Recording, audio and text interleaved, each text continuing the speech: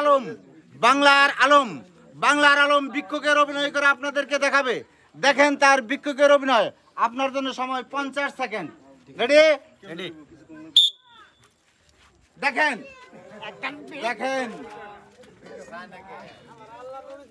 আল্লাহ আল্লাহ আল্লাহ আল্লাহ আল্লাহ আল্লাহ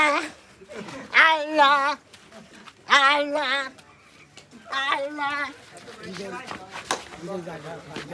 আল্লাহ Tanvir কাদের